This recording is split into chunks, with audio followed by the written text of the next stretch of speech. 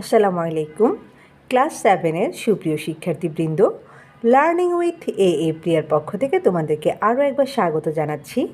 আজকে আমরা আলোচনা করছি তোমাদের ইউনিট 1-এর লেসন 3-এর পার্ট ডি নিয়ে, এবং তোমাদের পেজ নং হচ্ছে 5। আমি প্রথমে ইনস্ট্রাকশনটা একটু পড়ে শোনাচ্ছি। দেখো, এখানে বলেছে, সাপোজ ইয়োর ফ্রেন্ডস আর relatives are coming to visit you. Suppose মানে হচ্ছে মনে করা, রিলেটিভ মানে হচ্ছে আত্মীয়, অর্থাৎ মনে করো তোমার কোনো আত্মীয় স্বজন অথবা বন্ধুবান্ধব তোমার বাড়িতে বেড়াতে আসছে।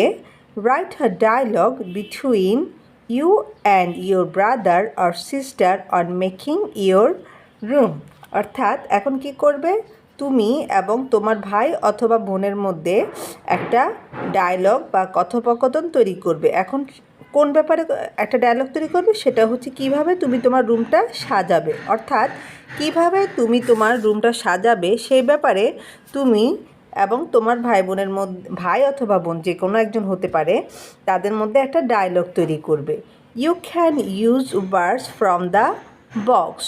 তো তুমি কি করতে পারো, এই যে বক্সে দেওয়া যে শব্দগুলো, এই শব্দগুলো হচ্ছে ব্যবহার করতে পারো। এখন দেখো বক্সে কি কি শব্দ দেওয়া আছে। বক্সে আছে টেক আউট, এরপর রয়েছে ব্রিং, এরপর রয়েছে পুশ, এরপরে হচ্ছে মুভ, এরপর রয়েছে হচ্ছে হ্যাং। ঠিক আছে, তো এই শব্দগুলো ব্যবহার করে আমরা কি করব, আমরা হচ্ছে একটা ডায়লগ তৈরি করব। ওকে, বক্সের যে শব্দগুলি দেওয়া আছে সেগুলোর অর্থ যদি বুঝতে পারি, তাহলে আমাদের জন্য ডায়লগ বানানোটা সহজ হবে আর একটু। ঠিক আছে, দেখো প্রথম যে শব্দটা সেটা হচ্ছে টেক আউট। হ্যাঁ, টেক আউট মানে হচ্ছে কোনো কিছু নিয়ে যাওয়া, সরিয়ে নিয়ে যাওয়া, সেটাকে বলা হয় টেক আউট।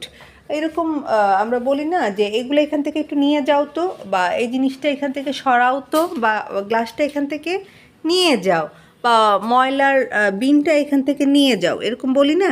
তো সেখানে আমরা টেক আউট শব্দটা ব্যবহার করতে পারি।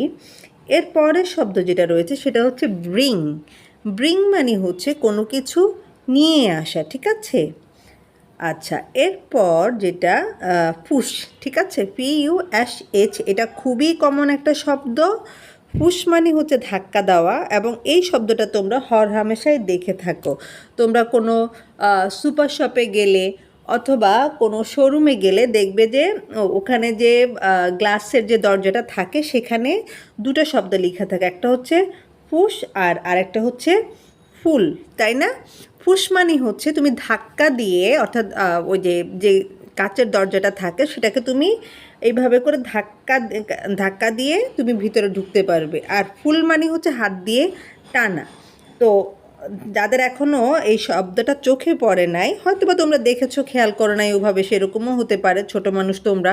তো এখন থেকে সুপার শপে ঢুকলে বা এই টাইপের কোনো কাচের দরজা দেখলে একটু খেয়াল করবে যে সেখানে কিন্তু পুশ এবং ফুল শব্দটা, এই দুটো শব্দ লেখা থাকে।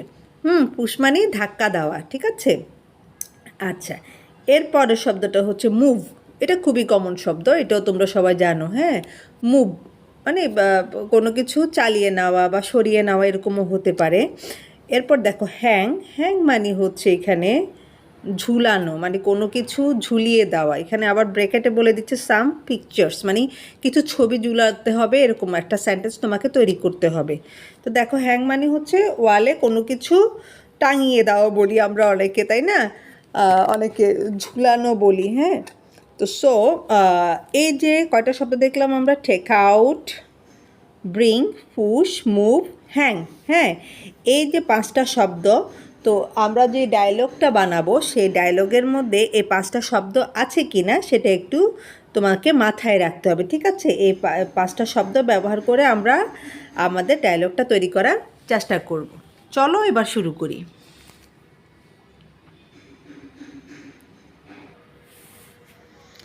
আমি ডায়লগটা পড়ে শোনানোর আগে তোমাদেরকে দেখিয়ে দিচ্ছি যে আমি এই 5টা শব্দ কিন্তু আমার ডায়লগে ব্যবহার করেছি। যেমন হচ্ছে যে টেকিং আউট, অর্থাৎ যেটা তোমাদের বক্সে ছিল টেক আউট, সেটা এখানে লিখলাম।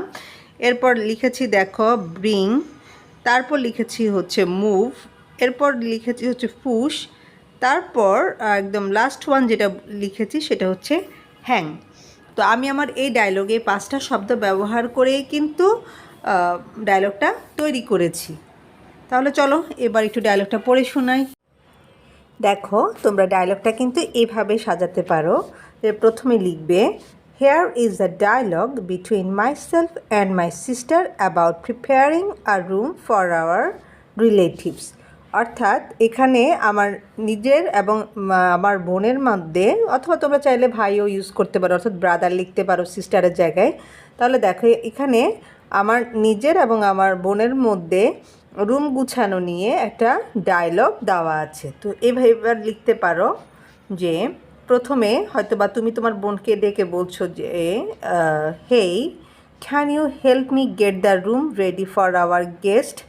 অর্থাৎ হেই তুমি কি আমাকে গেস্টদের জন্য রুমটা তৈরি করার ব্যাপারে সাহায্য করতে পারো? তখন সিস্টার বলছে শিওর, মানে অবশ্যই। এখন শিওরের জায়গায় তোমরা আবার অফকোর্স বা সার্টেনলি এই শব্দগুলো ব্যবহার করতে পারো।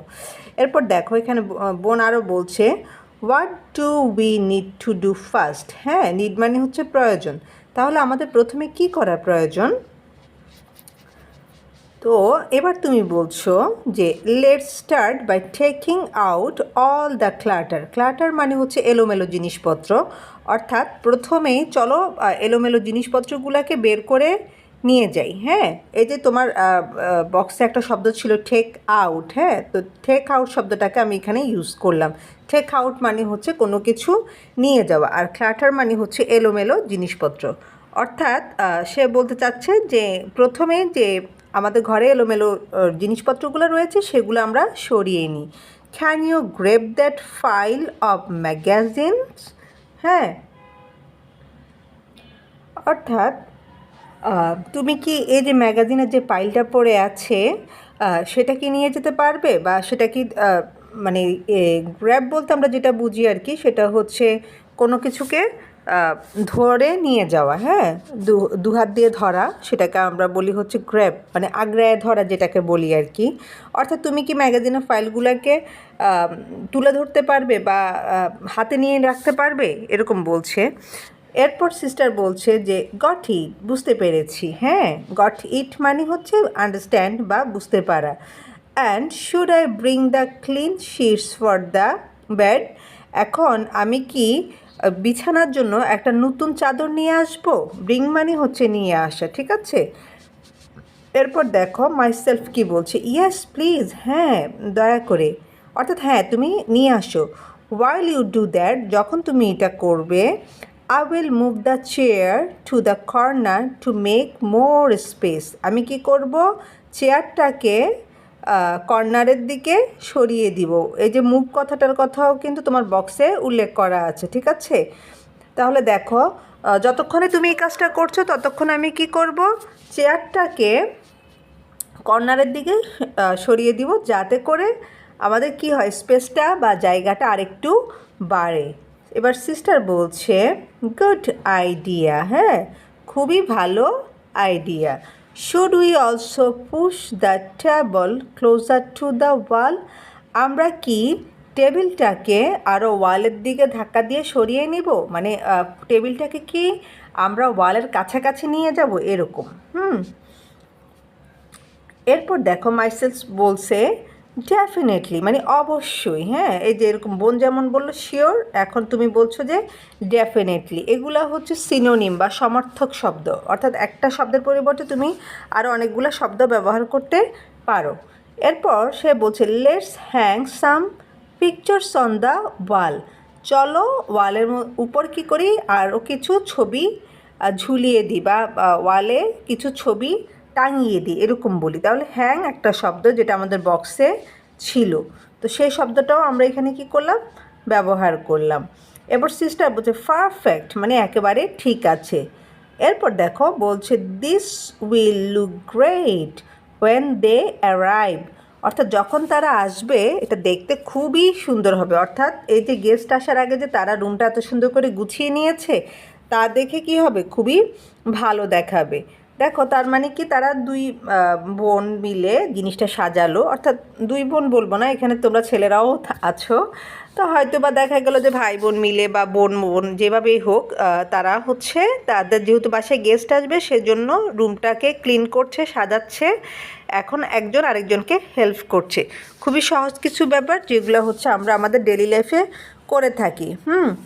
আর তোমরা চাইলে ডায়লগটা এখানেও শেষ করতে পারো, আর কেউ যদি একটু বড় করতে চাও, আরও এক লাইন বাড়াতে চাও, তাহলে এখানে যেমন ধরো মাইসেলফ তার সিস্টারকে একটা থ্যাঙ্কস দিচ্ছে, সেটা বলতে পারো যে থ্যাঙ্কস ফর হেল্পিং মি, এরকম বলতে পারি। তো নর্মালি আমরা ভাই বোনকেও অত একটা ধন্যবাদ দিই না, এটা খুব ফর্মাল হয়ে যায়, তারপরে দেওয়া উচিত বলে আমি মনে করি। তো তুমি এখানে আরেকটা লাইন লিখতে পারো এরকম যে মাইসেলফ দিয়ে যে thanks for your kind help, অথবা থ্যাঙ্কস ফর হেল্পিং মি, এভাবে দিয়েও কমপ্লিট করে নিতে পারো। হ্যাঁ, অথবা শুধু এতটুকু লিখলেও চলবে। তো আমরা আমাদের প্রয়োজনীয় ওয়ার্ডগুলো যেগুলো আমাদের বক্সে ছিল সেগুলো কিন্তু আমরা এখানে ইউজ করেছি। তো এইভাবে করে কিন্তু তোমরা ডায়লগটা সাজাতে পারো। আর আমি ভিডিওটা এখানেই শেষ করে নেব। তবে তার আগে একটা ঘোষণা, যারা হচ্ছে অনলাইন কোর্স করতে আগ্রহী তারা ডেসক্রিপশন বক্সে গিয়ে অনলাইন কোর্স আমি কিভাবে করাই বা এই সম্পর্কে বিস্তারিত কোনো আলোচনা যদি তোমরা জানতে চাও তাহলে ডেসক্রিপশন বক্সে জানতে পারবে। আর আজকের ভিডিওটা তোমাদের কেমন লেগেছে সেটা অবশ্যই কমেন্টে জানাবে। আমি তোমাদের সুন্দর সুন্দর কমেন্টের জন্য অপেক্ষা করি। আর ভিডিওটা তোমাদের ভালো লেগে থাকলে অবশ্যই সাবস্ক্রাইব করবে এবং ফ্রেন্ডদের সাথে শেয়ার করবে। ইনশাআল্লাহ লেসন 4 নিয়ে খুব শীঘ্রই হাজির হব তোমাদের মাঝে। সে পর্যন্ত তোমরা প্রত্যেকে ভালো থাকো, সুস্থ থাকো, আর লার্নিং উইথ এ প্রিয়ার সাথেই থাকো। আল্লাহ হাফেজ।